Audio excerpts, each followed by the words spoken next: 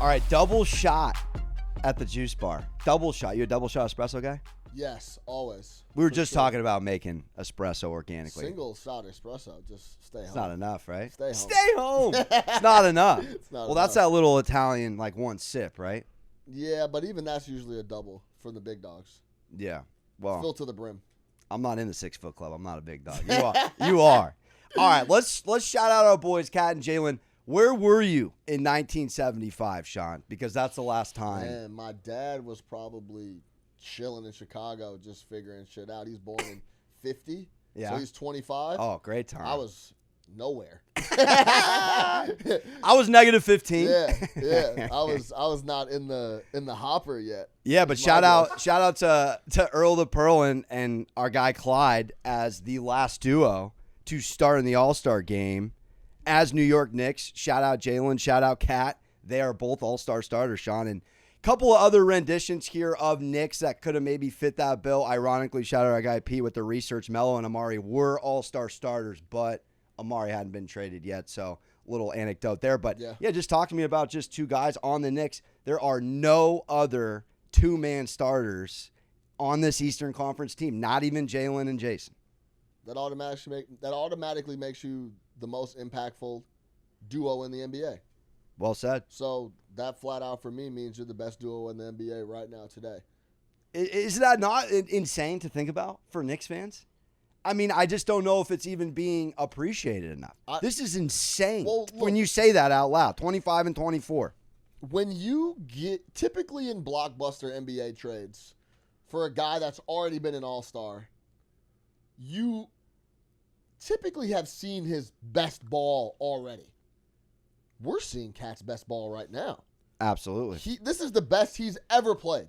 So that is rare when we talk about big-time NBA deals. It's paying off. He has been unbelievable. Unbelievable. The block, I think it was against Westbrook. Oh, the coast to coast. The block on Westbrook, the alley. A couple defensive plays that he's made. The way he's been moving, I just wasn't expecting him to play this well on offense. And Sean, he's doing it with no true five. He hasn't had he had Gobert for a couple. What a difference that is for a big who really is a stretch four to play this role. That block last night on Westbrook, as you mentioned, that's him doing the extra dirty work that a five should be doing. No doubt about it. And it seems like any way you want it, he can get it for you.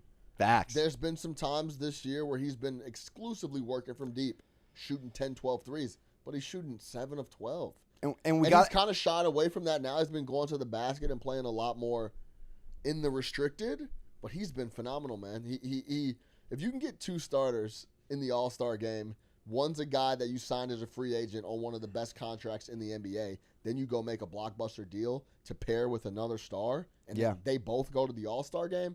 It's just very rare. It doesn't happen. So it's good to see that everything is starting to really percolate. Yeah, and I want to tee you up on Brunson because you were talking about this last year of just a guy, and we talked about it a little bit last segment of just his ability to make such little mistakes. And here we are with 25 plus, 7 plus, and under 7 plus times and under 2.5 turnovers per game. Is there a better point guard in the NBA right now with protecting the rock and making the right basketball decision possession by possession than our guy Jalen Brunson? Yeah, I mean, he's right behind probably SGA. Yeah. Who is the wide favorite to win the MVP. And he does not dime like our guy JB. No. Not even close. No. His assists are not in the 7 range. He's fortunate to get 5 nightly. Yeah. So he's scoring 33. Fair. But you know what I mean. Yes, different kind of point guard. I do. Different. That's the thing, though. Like, if Brunson we've seen Brunson have to score 33. Correct. Okay, I'll score 33. Like, it was last year. It's really that's what makes him special and how versatile he is. So yeah, and we're talking about duos. I mean, they have to be in the conversation. Talk to being me. the best. Give me. And I made a little list here for you. Yeah, give me a list of your best duos in the NBA. You can rank them. You can just give me. Producers asked for 3. Give me 4. No, I'm just kidding. Jaree's in the room, so I picked up 4. So I made 4. I got number 1, Jalen Brunson, Karl Anthony Towns. Let's go. Number 2 is Jokic and Murray. I think they get underappreciated. Jokic is clearly and by far the best player in the NBA. it's not a discussion for me. He's the best player efficiency-wise, creation-wise, usage-wise, any metric, win share-wise, estimated plus-minus. He's the best in all of it. He's the best player in the NBA. I'm worried about his running mate, though. Hey, when we talk about KAT, or when we talk about KAT and Brunson, right? Whatever night it's here and here, Jokic is doing the heavy lifting, but Jamal Murray, as you saw in the Garden, is very, very good. They're the number 2 duo for me. Giannis and Dame. Giannis is an animal, man.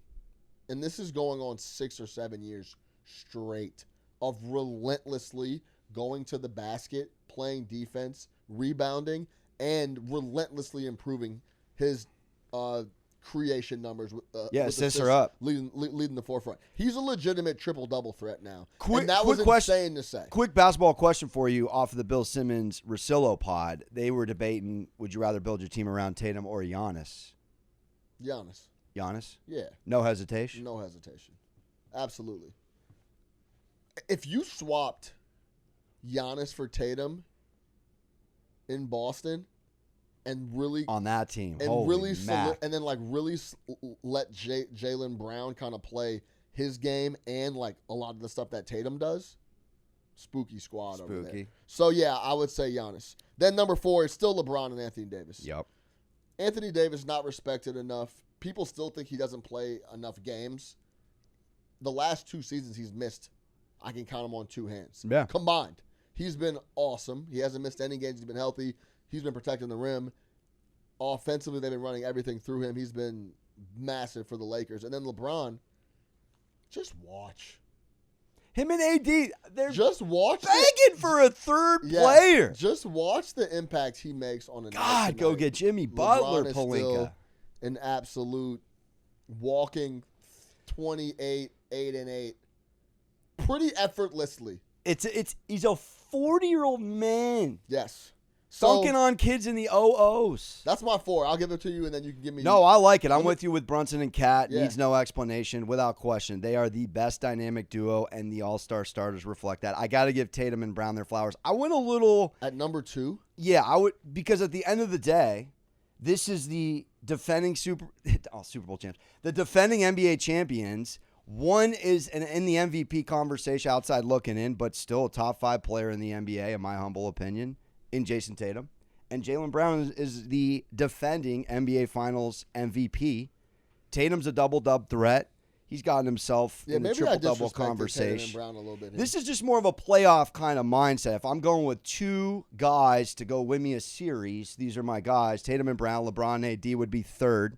Obviously, AD still an undervalued defensive asset. The fact that he hasn't won a DPOY and Gobert sitting there just getting made a mockery of still in certain instances.